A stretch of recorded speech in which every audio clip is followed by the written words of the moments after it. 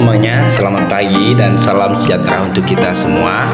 Baik, sebelum itu perkenalkan, nama saya Salom dengan NIM 2103020012. Baik, di kesempatan kali ini saya akan membahas dua sub materi. Yang pertama itu pengertian dari taksonomi Bloom. Yang kedua yaitu revisi dari taksonomi Bloom tersebut. Baik, kita langsung masuk pertama, pengertian taksonomi Bloom. Akhirnya pada tahun 1956 Bloom, Eggert dan Caldwell berhasil mengenalkan kerangka konsep kemampuan berpikir yang dinamakan taksonomi Bloom.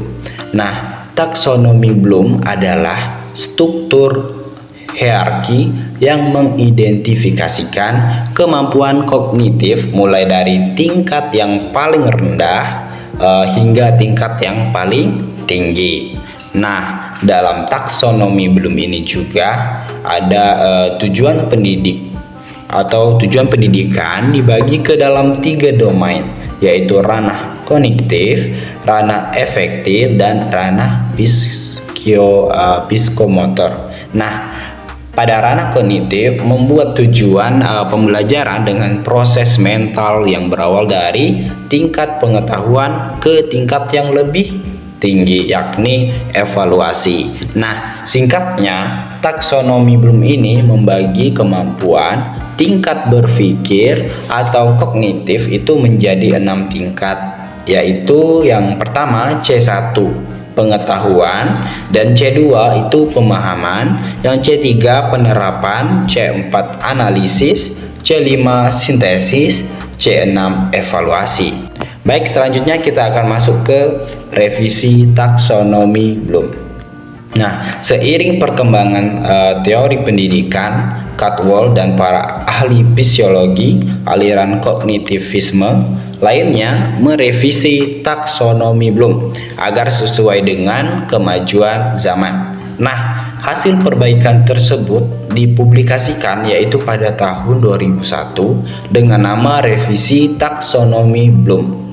Nah, FND 2015 halaman 73. Nah, pada revisi taksonomi Bloom, tingkatan berpikir tersebut dikelompokkan lagi menjadi 2, yakni dari C1 itu sehingga C3 itu low order thinking skill atau kemampuan berpikir tingkat rendah, dan C4 hingga C6 itu sebagai higher order thinking skill, yang dimana yang berarti kemampuan berpikir itu tingkat tinggi. Nah, baik. Nah, setiap poin tingkat kognitifnya juga mengalami sedikit penyesuaian. Nah, dan juga dalam taksonomi Bloom ini yang direvisi oleh Caldwell dan Anderson juga dirumuskan dalam 6 proses atau 6 level proses berpikir, yaitu yang pertama mengingat, yaitu mengingat kembali suatu fakta atau gagasan. Yang kedua itu memahami, yang dimana mampu menerjemahkan suatu konsep, yaitu kaidah atau prinsip. Yang ketiga menerapkan atau mampu memecahkan suatu masalah, yaitu menggunakan metode, konsep, atau prosedur. Yang keempat itu menganalisis, di mana dapat mengenali atau menguraikan serta mengkritisi suatu struktur, bagian, atau hubungan.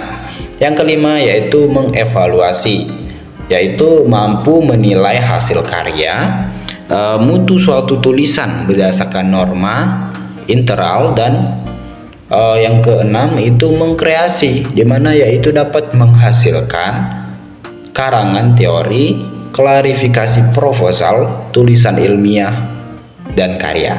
Nah, jadi untuk memperjelas revisi yang dilakukan oleh Caldwell dan Anderson, berikut adalah perbandingan taksonomi Bloom itu sebelum dan sesudah direvisi.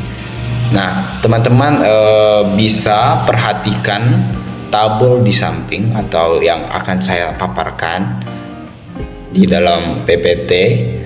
Teman-teman bisa perhatikan ya. Nah, dalam revisi taksonomi Bloom ini pula, tingkat berpikir siswa dibedakan menjadi dua, yaitu berpikir tingkat rendah yang sudah saya jelaskan tadi, dan dasar dan berpikir tingkat tinggi. Nah, menurut Resnick dan Thompson dalam Dewanti 2020 halaman 19, berpikir tingkat dasar atau lower order thinking itu hanya menggunakan proses terbatas pada hal-hal rutin dan bersifat mekanis. Nah, sedangkan berpikir tingkat tinggi atau higher order thinking itu membuat peserta didik itu untuk menginterpretasikan atau menganalisa atau bahkan mampu manipulasi informasi sebelumnya sehingga tidak menonton.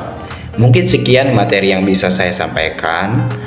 Mohon maaf jika terdapat salah kata ataupun pengucapan saya. Mungkin sekian dan selamat pagi dan salam sejahtera untuk kita semua. Terima kasih.